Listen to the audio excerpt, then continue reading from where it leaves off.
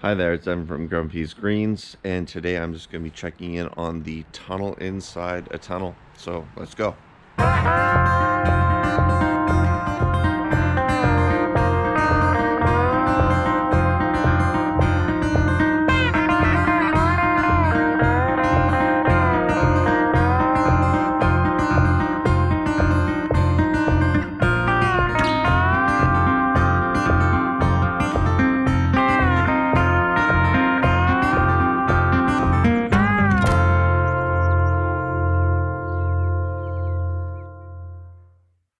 So as you can see, it's actually snowing out here today, like a nice little, well, you might not actually be able to see it. They're very, very fine flakes, but it's chilly.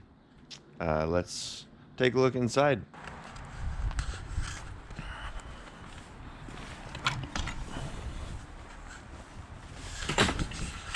It's Sunday today. I planted these Tuesday afternoon last week, so it's been about 4 or 5 days. Last night it dipped down to minus 13-ish Celsius, and it was pretty windy. I don't even have my vents closed properly, like they're not you can still roll them up and down, so all the corners are still open. I didn't lock them this winter, so lots of breezes coming through here. Quite cold at night. It's about 8 degrees in here right now, and outside it's about -5. So that's the effect that just the one tunnel has, even on an overcast day, like the little nursery tunnel, right? But despite that, you know, you can still see icicles are forming on the edge of the poly here, where condensation has been dripping down from the mini tunnel inside my tunnel. And if you've checked out my other videos about the heat mat or sowing seeds and just kind of adjusting that, you can check that in some other videos too. But yeah, I'm just sowing or germinating some seeds in here right now. It's been about, like I said, 4.5, 5 days, almost 5 days. By the end of today, I guess you'd call it 5. So I'm just going to check in on these right now and see if there's any life happening. And if I were a gambling man, I'd say yes, because I cheated and I already looked this morning before I did this. So as you can see, I've got this clipped down. I had a piece of wood right here to prevent any kind of unnecessary leaking of heat. So I'm just going to unclip that. So yeah, like, alright, had to cut there for a second. My SD card got full. So yeah, I'm just unclipping here. Very cold. Past a few days, especially at night.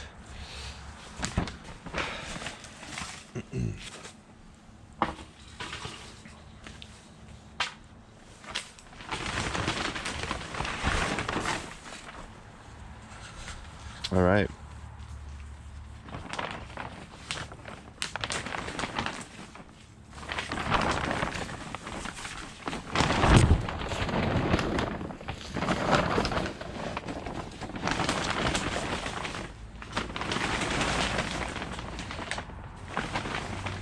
So we got some germination here.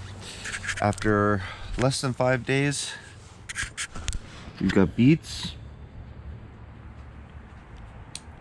We've got some lettuce here. We've got some salanova, spinach, all popping up. Lots of bok choy.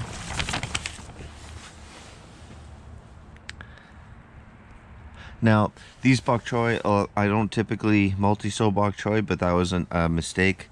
I was using the Vertigo drop seeder for the first time, and the plate that I used was a little bit big for the seeds. I was using a 3mm wide plate holes on that plate when they should have been. They recommend using a 2 mil, but I bought it with the kit, so I just kind of worked with what I had, and yeah, so I've got about 2 to 3 seeds per cell. So once these get a little bigger and all of them emerge, I'm going to thin them out to 1 plant per cell.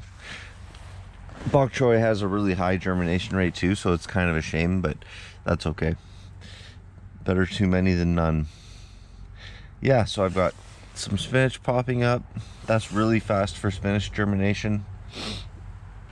And it's actually getting a little dry here, so I'm going to do some watering today here and as well. Okay, so I just buttoned things back up here. I threw in I'm just going to show you real quick. I threw in some soil bales. So I store my soil outside, and it's rock solid. It's frozen like bricks, and I just realized I'm going to be doing some sowing tomorrow morning. So this is another use for the heat mat that I usually do in the spring. I usually thaw the soil out in here. So I'm glad I remembered, because that would have really created a bottleneck tomorrow. So I also thought while I was putting in the soil, it would be good to show, if you checked out the videos before about the heat mat and how I was talking about how the wires don't quite make it to the edge, there's a great example of what I was talking about here, how there's a bit of a delayed germination. So this is the bok choy, and you can see this was aligned beforehand. You'll see in another video, if you look, I had them laid out going like this. I had them crosswise instead of lengthways, or widthways instead of lengthways. So if you can imagine, under this heat mat there's a cable, an in-floor heating cable that zigzags back and forth, but the cables only make it to about this far. There's like a 3 to 4 inch gap ish, maybe a little less, on the edge of the heat mat where the wire doesn't quite cover. So it's always a little cooler here, and you can see this is how the germination was affected. So you've got really beautiful and consistent germination until whoop, right around here, and it kind of cuts off. So you end up with like about a day's delay on the edge. So that's one of the reasons why I decided to align them like this, lengthways, with only 3 going in. You can actually fit 4 this way, but I've only got 3 running, and I've got them going a little longer so that I get even germination.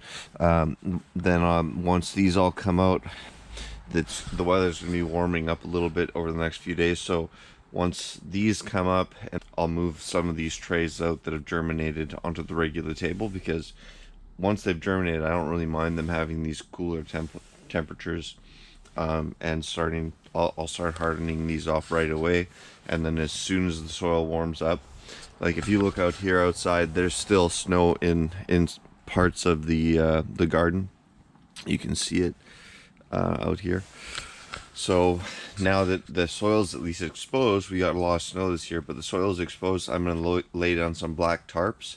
It's going to be really nice and sunny tomorrow.